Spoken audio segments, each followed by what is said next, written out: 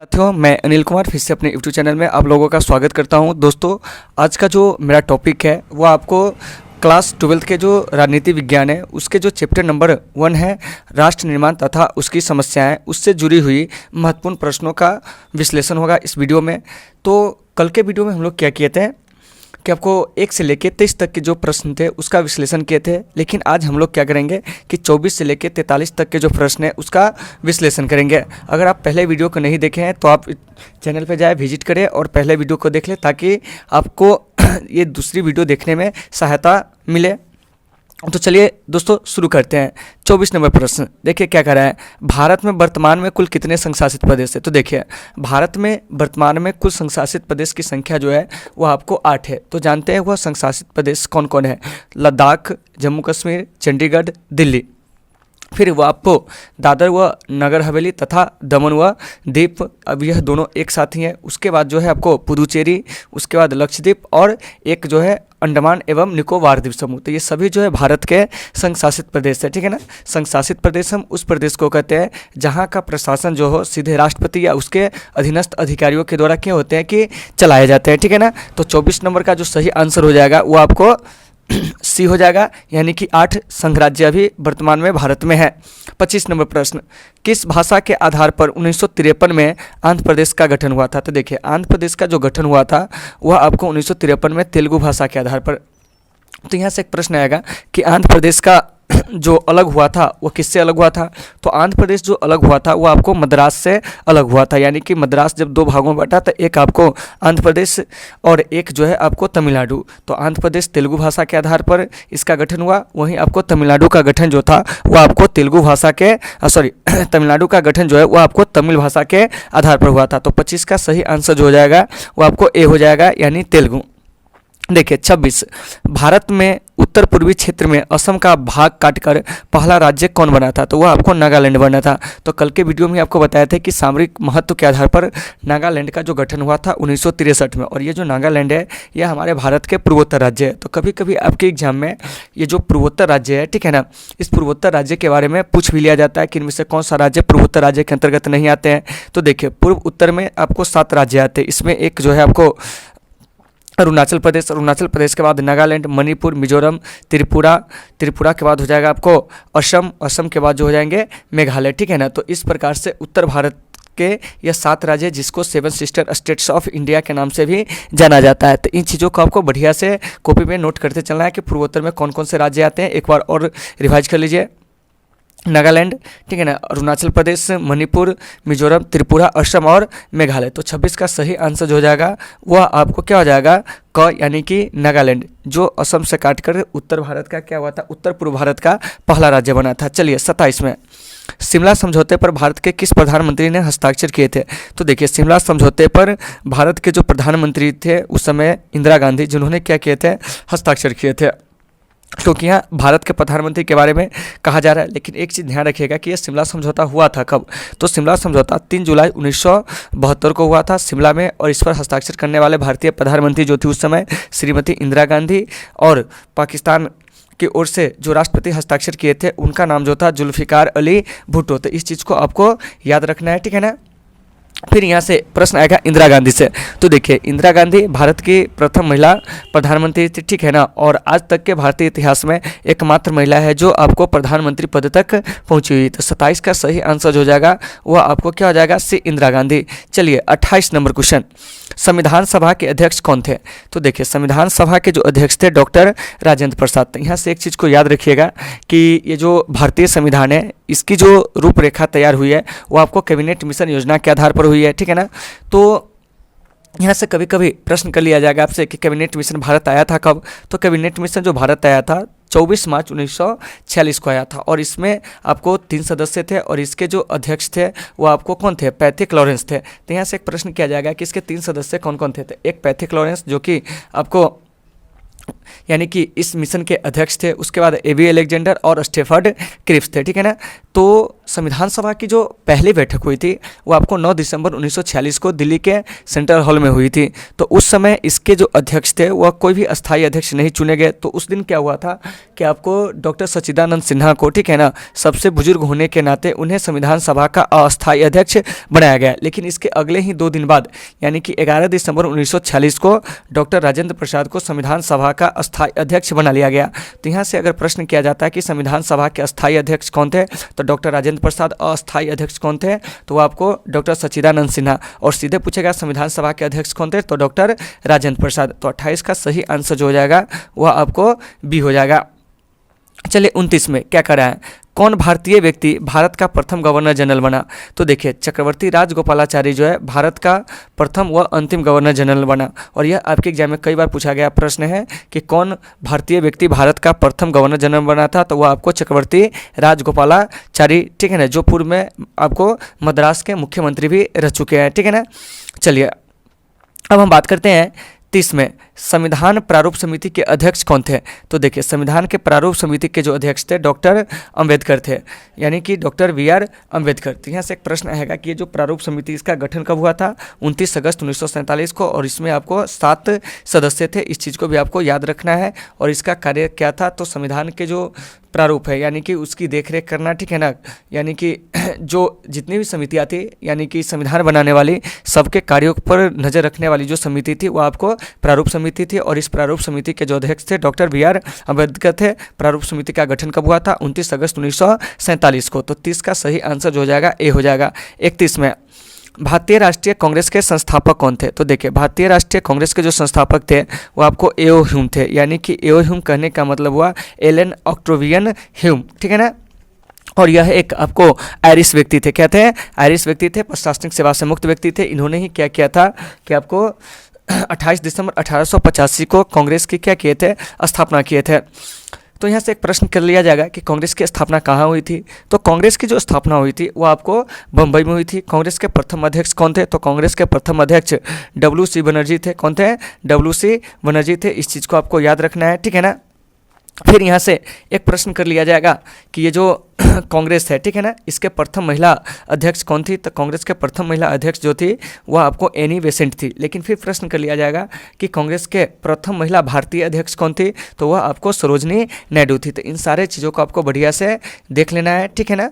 चलिए 32 नंबर प्रश्न, भारतीय संविधान की 8वीं अनुसूची में क्या वर्णित है। तो देखिए भारतीय संविधान की 8वीं अनुसूची में भाषाओं की जो सूची है उसके बारे में चर्चा की गई। तो संविधान के 8वीं अनुसूची में 22 भाषाओं के चर्चा दी गई है, ठीक है ना, यानी कि 22 ऐसे भाषा है जिसे क्या है कि आपको अनुसूचित भाषा के श्रेणी में रखा गया है, ठीक है ना। तो शुरू में इसमें जो मतलब 8वीं अनुसूची में जो भाषा की संख्या थी वह मात्र आपको कितना था, 14 था। लेकिन 1967 में इसमें एक भाषा जुड़ा, सिंधी। फिर आपको इसमें 1992 में आपको इसमें 3 भाषा जुड़ गए थे, ठीक है ना। वो 3 भाषा कौन कौन था, तो कोंकणी, मणिपुरी और आपको नेपाली, ठीक है ना। फिर इसके बाद 2003 में इसमें 4 भाषा जुड़े, बोडो, डोगरी, संथाली और एक जो था मैथिली, ठीक है ना। तो इस प्रकार से क्या है कि आपको संविधान की 8वीं अनुसूची में क्या है कि आपको ये जो 22 भाषा है उसको अनुसूचित भाषा की श्रेणी में रखा गया है। तो 32 का सही आंसर हो जाएगा वो आपको ए हो जाएगा। तो एक चीज़ याद रखिएगा कि इस 8वीं अनुसूची में सिंधी कब जुड़ा था, 1967 में। कोंकणी, मणिपुरी और नेपाली कब जुड़ा था, तो 1992 में, ठीक है ना। फिर उसके बाद 2003 में इसमें 4 भाषा जुड़े थे, यानी कि बोडो, डोगरी, संथाली और मैथिली। तो 32 का सही आंसर ए हो जाएगा। 33 में, भाषा के आधार पर बनने वाला पहला राज्य कौन है। तो देखिए भाषा के आधार पर बनने वाला पहला राज्य जो है वो आपको आंध्र प्रदेश है। और इस आंध्र प्रदेश राज्य का जो गठन हुआ था वह कब हुआ था, 1953 में हुआ था। आंध्र प्रदेश की राजधानी को याद रखिएगा कि इसकी राजधानी जो है वह कहाँ है, तो आंध्र प्रदेश की जो राजधानी है वह आपको अभी फिलहाल जो है वो आपको हैदराबाद में। तो 33 का सही आंसर जो हो जाएगा वो आपको ए हो जाएगा। 34 में, भारत में कुल कितने राज्य हैं। तो देखिए भारत में जो कुल राज्यों की अगर बात की जाए, ठीक है ना, तो भारत में अभी आपको 28 राज्य है। कितने राज्य हैं, 28 राज्य। और इस 28 राज्य को आइए हम मानचित्र के जरिए थोड़ा सा समझने का प्रयास करते हैं। तो देखिए सबसे ऊपर से चलते हैं तो आपको हिमाचल प्रदेश, उत्तराखंड, उत्तर प्रदेश, बिहार, सिक्किम, फिर उसके बाद अरुणाचल प्रदेश, नागालैंड, मणिपुर, मिजोरम के बाद जो हो जाएंगे, वो आपको त्रिपुरा, त्रिपुरा के बाद मेघालय, फिर असम, पश्चिम बंगाल, पश्चिम बंगाल के बाद जो हो जाएगा वो आपको ओडिशा, ओडिशा के बाद जो हो जाएंगे वो आपको क्या हो जाएंगे, तो ओडिशा के बाद नीचे चलेंगे तो आंध्र प्रदेश, फिर आपको तमिलनाडु, इस तरफ आएंगे तो केरल, कर्नाटक, गोवा, गोवा के बाद हो जाएगा आपको महाराष्ट्र, गुजरात, फिर आपको राजस्थान, पंजाब, राजस्थान हो गया, उसके बाद आपको पंजाब, पंजाब के बाद हो जाएगा हरियाणा, मध्य प्रदेश, छत्तीसगढ़, झारखंड और तेलंगाना। तो इस प्रकार से भारत में कुल राज्यों की जो संख्या है अभी वो आपको 28 है, ठीक है ना। तो 34 का जो सही आंसर हो जाएगा वह आपको क्या हो जाएगा, तो सी हो जाएगा, क्या हो जाएगा, सी हो जाएगा, ठीक है ना। कि भारत में कुल कितने राज्य है, तो अभी आपको 28 राज्य है। चलिए अब हम बात करते हैं 35 में, राज्य पुनर्गठन आयोग की स्थापना कब हुई थी। तो देखिए राज्य पुनर्गठन आयोग की जो स्थापना हुई थी 1953 में हुई थी, लेकिन राज्य पुनर्गठन आयोग ने अपनी जो रिपोर्ट सौंपी थी वह आपको 1956 में, ठीक है ना। तो यहाँ से एक प्रश्न आएगा कि राज्य पुनर्गठन आयोग के अध्यक्ष कौन थे, तो वो आपको न्यायमूर्ति फजल अली थे, जिन्होंने 1956 में अपनी रिपोर्ट सौंपी भारत सरकार को और बताया कि भारत में राज्यों का जो गठन किया जाए वो आपको भाषा के आधार पर किया जाए। चलिए 36 नंबर प्रश्न, भारत के प्रथम उपराष्ट्रपति कौन थे। तो देखिए भारत के प्रथम उपराष्ट्रपति जो थे डॉक्टर एस राधाकृष्णन थे, यानी कि डॉक्टर सर्वपल्ली राधाकृष्णन। और इन्हीं के जन्म दिवस पे क्या होता है कि 5 सितंबर को प्रतिवर्ष जो होते हैं वह आपको शिक्षक दिवस जो होते हैं वो आपको मनाए जाते हैं, ठीक है ना। और डॉक्टर एस राधाकृष्णन जो थे भारत के प्रथम दार्शनिक राष्ट्रपति के रूप में इन्हें नाम लिया जाता है, क्योंकि ये लगातार 2 कार्यकाल तक क्या थे कि 1952 से लेकर 62 तक ये भारत के उपराष्ट्रपति थे, फिर 62 से 67 तक भारत के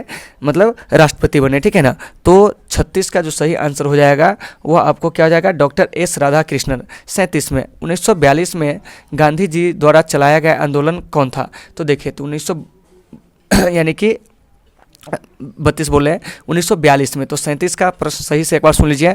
1942 में गांधी जी द्वारा चलाया गया आंदोलन था, तो ये आपको भारत छोड़ो आंदोलन था, तो इस चीज़ को आपको याद रखना है, ठीक है ना। भारत छोड़ो आंदोलन 8 अगस्त 1942 को शुरू हुआ था, ठीक है ना। तो भारत छोड़ो आंदोलन का नेतृत्व जो किए थे वो आपको गांधी जी किए थे, लेकिन इसमें कुछ और भी ऑप्शन है, उसको थोड़ा सा टारगेट करते हैं। देखिए सविनय अवज्ञा आंदोलन जो कि आपको 1930 से 31 यानी कि फर्स्ट टर्म इसका चला था, फिर आपको यानी कि गांधी इविन समझौता का उल्लंघन होने पर फिर गांधी जी के द्वारा इसे शुरू किया गया और 31 से लेकर 34 तक फिर से चला था, ठीक है ना।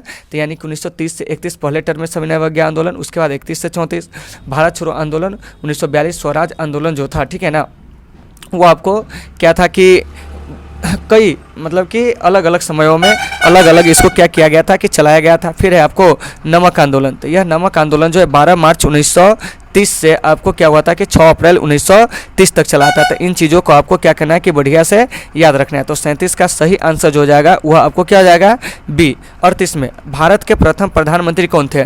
तो भारत के जो प्रथम प्रधानमंत्री थे वो आपको पंडित जवाहरलाल नेहरू थे, इस चीज़ को आपको याद रखना है। पंडित जवाहरलाल नेहरू भारत के प्रथम प्रधानमंत्री, साथ ही प्रथम विदेश मंत्री भी थे, ठीक है ना। और इन्हीं के द्वारा भारत की जो विदेश नीति तैयार की गई थी जो कि आपको गुटनिरपेक्ष है, ठीक है ना। तो भारतीय विदेश नीति का जनक भी पंडित नेहरू को कहा जाता है। तो 38 का सही आंसर जो हो जाएगा वो आपको क्या हो जाएगा, तो सी हो जाएगा। चलिए 39 में मुस्लिम लीग की स्थापना कब हुई थी। तो देखिए मुस्लिम लीग की स्थापना जो हुई थी 30 दिसंबर 1906 को ढाका में हुई थी, ठीक है ना। और मुस्लिम लीग के संस्थापक जो थे आगा खां और समी उल्लाह खां थे, ठीक है। तो इस चीज़ को आपको याद रखना है। चलिए 40 में 1885 में किस राजनीतिक दल की स्थापना हुई थी। तो देखिए 1885 में भारतीय राष्ट्रीय कांग्रेस की स्थापना हुई थी, वहीं मुस्लिम लीग की स्थापना 1906 में हुई थी, बीजेपी की स्थापना 6 अप्रैल 1980 को हुई थी, जनता पार्टी की स्थापना 1977 में हुई थी। तो 41 का सही आंसर जो हो जाएगा वो आपको क्या हो जाएगा, तो ए हो जाएगा, यानी कि भारतीय राष्ट्रीय कांग्रेस। चलिए 42 करें 41 में किस देश का संविधान विश्व का सबसे बड़ा संविधान है। तो यह संविधान आपको भारत का है, और भारत का संविधान जो है यह आपको लिखित सबसे बड़ा संविधान है। वैसे आधुनिक रूप से अगर हम बात करते हैं संविधान बनने की जो शुरुआत हुई थी सबसे पहले अमेरिका में हुई थी, ठीक है ना। और हमारा भारतीय संविधान भी जब बना तो दुनिया के अनेक देशों के संविधान का क्या किया गया, आकलन किया गया, और उसके आधार पर भारतीय संविधान का निर्माण किया गया। चलिए 42 में भारतीय संविधान के किस भाग को संविधान की आत्मा कहा जाता है। तो देखिए संविधान की आत्मा जो है वो आपको प्रस्तावना को कहा जाता है, और प्रस्तावना के बारे में कल ही हम चर्चा किए थे। तो यहाँ पर डायरेक्ट आपको आंसर जान लेना है कि भारतीय संविधान के किस भाग को संविधान की आत्मा कहा जाता है, प्रस्तावना को, या इसे ही संविधान की कुंजी कहा जाता है।